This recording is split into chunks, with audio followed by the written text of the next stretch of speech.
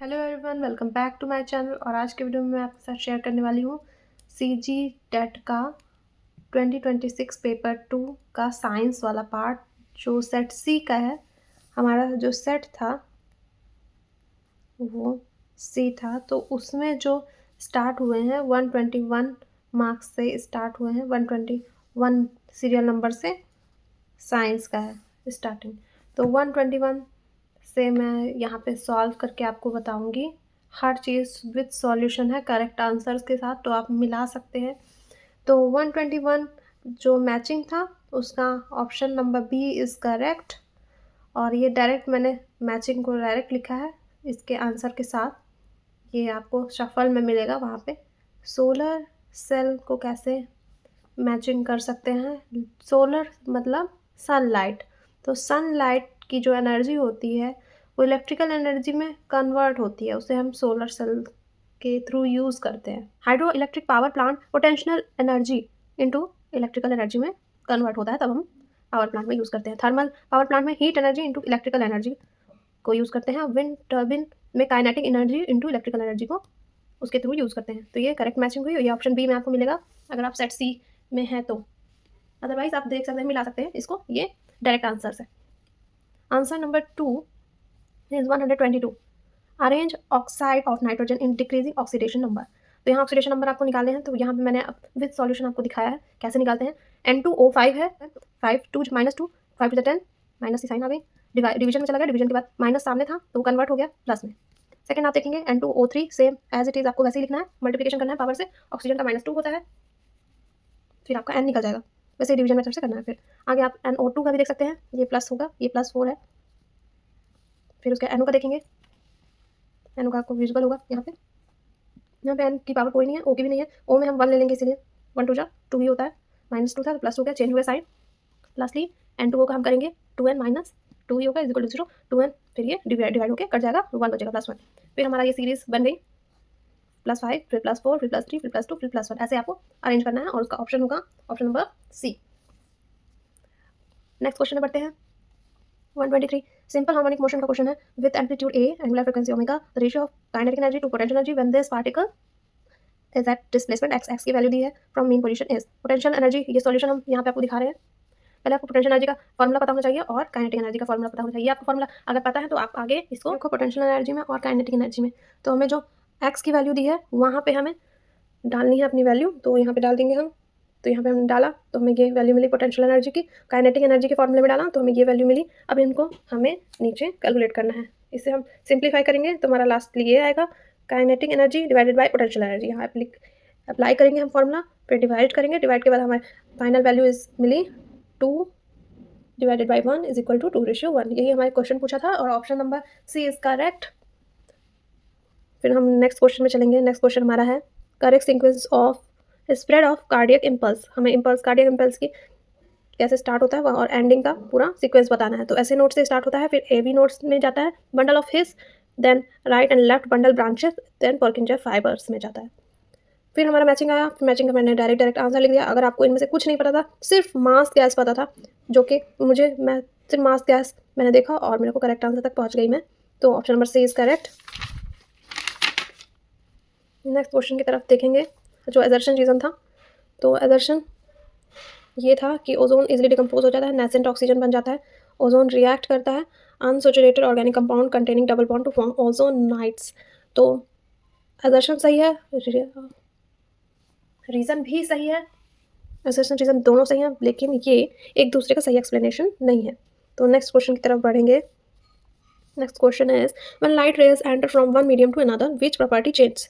ये बहुत easy question है, अगर आपने ध्यान से समझा होगा इस कॉन्सेप्ट को कि हम जब लाइट रेज पास होती है, ये बचपन में भी देखा हुआ, तो अलग अलग जो मीडिया रहता है, अलग अलग जहाँ से वो गुजरती है, तो उसकी डेंसिटी प्लस उसका स्पीड चेंज होता है। तो हम डायरेक्शन, वेलोसिटी और वेवलेंथ चेंज होता है, ये बता सकते हैं इजीली।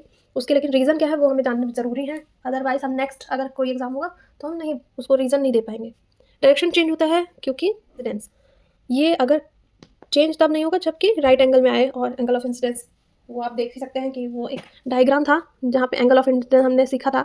ऐसे आती है लाइट तो ऐसे जाती है, ना कि उसके आर पार चली जाती है, तो वो चेंज ज़रूर होता है। तो इससे समझ सकते हैं हम velocity slows down in denser media, speed up in rare media. तो रेयर मीडिया में स्पीड होती है वेलोसिटी लाइट की और डेंसर में स्लो हो जाती है। रिफ्रैक्टिव इंडेक्स हम निकाल सकते हैं ऐसे ही, speed of light in vacuum और speed of light in media. Wavelength का फ्रीक्वेंसी कांस्टेंट रहता है, जो कि इसका फोर्थ हमारा वो था, ऑप्शन में फोर्थ दिया था फ्रीक्वेंसी, लेकिन फ्रीक्वेंसी हमेशा कांस्टेंट रहती है, वेलोसिटी चेंज होती है जिसकी वजह से वेवलेंथ भी चेंज होती है प्रोपोर्शनली। तो इसका ये रिलेशनशिप ऐसा है, इसलिए वो चेंज होता है प्रोपोर्शनली। नेक्स्ट क्वेश्चन एकदम अनएक्सपेक्टेड था, पता नहीं कहाँ से आ गया था, मुझे तो एकदम अजीब लगा ये क्वेश्चन पैसेज में आया। सीमेंट प्रिपरेशन, तो इसमें आ गया था सीमेंट प्रिपरेशन। तो लाइन से ही इसका आंसर था जो भी ऑप्शन में दिया गया था, लेकिन थोड़ा सा कंफ्यूजिंग था क्योंकि हमने कभी सीमेंट प्रिपरेशन देखा नहीं है ना, मुझे याद है कि हमने पढ़ा हो। तो crushing raw material, proportioning and building, sorry proportioning and blending, burning in kiln, grinding with gypsum, packaging. ये ऑप्शन ऐसे ही दिया था ABCD KLMNO, वैसे ही था, इसका option A is correct. Ovarian cycle, follicular stage आता है, ओव्यूलेशन होता है, ल्यूटियल फेस आता है, कॉर्पस ल्यूटियम बनता है, प्रोजेस्टेरॉन फॉल होता है। ये है उसका, आप देख सकते हैं, मिला सकते हैं, option A is correct. What is the increasing order of time period of simple pendulum? Simple pendulum के बहुत आए थे और सिंपल हार्मोनिक के भी बहुत सारे क्वेश्चन आए हैं। तो इसमें आप देख सकते हैं ये फॉर्मूला उसमें दिया गया था। मास जो है बॉब का, जो हमारा सिंपल पेंडुलम रहता है वो ऐसा दिखता है, आपको पता होगा। तो घड़ी का जो ये घड़ी है, यहाँ से ये इसको हम बोलते हैं, इसके जो ऑक्सीलेशन होता है इसको हम बॉब बोलते हैं, उसी को पेंडुलम भी बोलते हैं। जो इसका मास है वो इफेक्ट नहीं डालता टाइम पे, ठीक है। तो हम देखेंगे, हाँ ये टाइम पे इफेक्ट नहीं डालता। तो यहाँ पे आप देख सकते हैं T is directly proportional to square root of L। फिर हमारा ऑप्शन दिए थे कि हमें इसको निकालना है इंक्रीजिंग ऑर्डर में डाल के। तो हमने पहले नॉर्मल ऑप्शन लिखो, फिर ऑप्शन लिखने के बाद इंक्रीजिंग ऑर्डर में अरेंज करो, 2 की टेबल पढ़ लो, 2 4 6 फिर 8 फिर 2 बचा 9। फिर हम देख लेंगे कि ऑप्शन में क्या दिया हुआ था अकॉर्डिंग टू टाइम। तो टाइम में दिया था N जो कि 2 में था, 2 मीटर में, और K 4 में था, M 6 में था, O 8 में और L 9 में। तो ऐसा सीक्वेंस आपको बने, यही आपका आंसर करेक्ट करेगा। Next question is increasing order of centripetal acceleration of particles each of mass 0.2 kg moving along circular path with following radii and tangential velocity। ये आपका रहेगा फॉर्मूला, ये फॉर्मूला है आपको जो आपको अप्लाई करना है और निकल जाएगा। सारे ऑप्शंस में करेंगे तो हमारा निकला 10 मीटर पर सेकंड स्क्वायर, 9 मीटर पर सेकंड स्क्वायर, ये सब कुछ निकल गया। और फिर हमें इसे अरेंज कर देना है, ये आप देख सकते हैं। तो हमारा अरेंज के बाद ऑर्डर आया NLKOM। थोड़ा फास्ट करेंगे क्योंकि बहुत ज़्यादा लेंथी हो जाएगा और हमें बहुत सारे क्वेश्चन अभी करने हैं। ये बहुत ईजी था, ये तो सबने किया ही होगा। Correct about fibres, plastic and detergent, जो करेक्ट था वो मैंने लिखा है, और जो इनकरेक्ट है था उसको भी करेक्ट करके लिखा है। तो इनकरेक्ट इज डिटर्जेंट में लिखा था do not form insoluble precipitate. तो जो डू नॉट था वो मैंने खुद से ऐड किया है। यहाँ क्वेश्चन मतलब जो ऑप्शन था डिटर्जेंट के बाद फॉर्म लिखा था, डिटर्जेंट फॉर्म, इसको हम सही कैसे कर सकते हैं, डू नॉट लगा के, लेकिन फॉर्म लिख दिया कि डिटर्जेंट को हम यूज़ ही क्यों करते हैं, डिटर्जेंट को हम ओवर सोप की जगह करते हैं। और ये सब काम जो थे प्रेसिपिटेशन वाला और कैल्शियम मैग्नीशियम का जो भी हार्ड वाटर के साथ रिलेशन हो, सोप करता है, ना कि डिटर्जेंट। डिटर्जेंट हम यूज़ ही इसलिए करते हैं क्योंकि वो क्या करता है, सॉल्युबल बनाता है, दे फॉर्म सॉल्युबल सॉल्ट बनाता है। तो इसीलिए वहाँ पे डू नॉट लगा, इनसॉल्युबल प्रेसिपिटेट नहीं करता है। इस प्रेसिपिटेट को इसका भी बोलते हैं जो झाग होता है वो। तो हार्ड वाटर में ये सब बात चल रही थी, लेकिन ये सब सोप के काम है, ठीक है। दैट्स वाई ये गलत हो गया और ये तीनों सही हो गए। Synthetic fibers such as nylon, polyester are more durable than natural fibers. Thermoplastic can be softened and reshaped repeatedly. Non-biodegradable plastic pose a threat to environment. फिर ये जो नेक्स्ट क्वेश्चन है इसका हम बना के देख सकते हैं। इसमें थोड़ा मेरे को लगता है व्यापम थोड़ा कंप्लीट क्वेश्चन नहीं था, डी या सी इनमें से कोई भी ट्रू हो सकता है, लेकिन according to me option number C is correct, real और इन्वर्टेड। अगर हम ऐसे भी बनाएंगे, ये मैंने पूरा बना के देखा है, तो यहाँ पे ये देखिए, ये जो लेंथ आएगी ये टकरा के ये बड़ा बनेगा, ये अगर बड़ा बनेगा तो ये देखिए ये भी बड़ा है, फिर इसके बाद जाएगा नीचे, फिर थोड़ा सा छोटा बनेगा। इसमें देख सकते हैं कैसे क्या बनेगा, लेकिन मुझे क्वेश्चन इनकम्प्लीट लगा। नेक्स्ट क्वेश्चन आप कर सकते हैं, magnetic field produced by toroid is, toroid ऐसा दिखता है और वो यूनिफॉर्म इनसाइड कोर ही जनरेट करता है, जो भी मैग्नेटिक फील्ड है इसके अंदर ही करेगा। पोटेशियम क्या है, पोटेशियम और एल्यूमिनियम से बना एक सॉल्ट है जो डबल सॉल्ट भी कहलाता है। ये नेक्स्ट क्वेश्चन है, AC preferred over DC for long distance transmission. AC volt can be stepped up and down efficiently using transformer reducing transmission losses. तो दोनों सही हैं और करेक्ट एक्सप्लेनेशन है रीजन का, तो option number A. Next question is boiling is different from evaporation due to because it happen at specific point of temperature. ये और क्या होता है 100 डिग्री में, ये मैंने एडिशनल लिखा है। Take place throughout the value. तो जब तक वॉल्यूम रहता है, जो भी वॉल्यूम रहता है पूरी वॉल्यूम को यूनिफॉर्मली बॉयल करता है, इसलिए एवापोरेशन से अलग है। नेक्स्ट क्वेश्चन सीक्वेंस में लिखना है।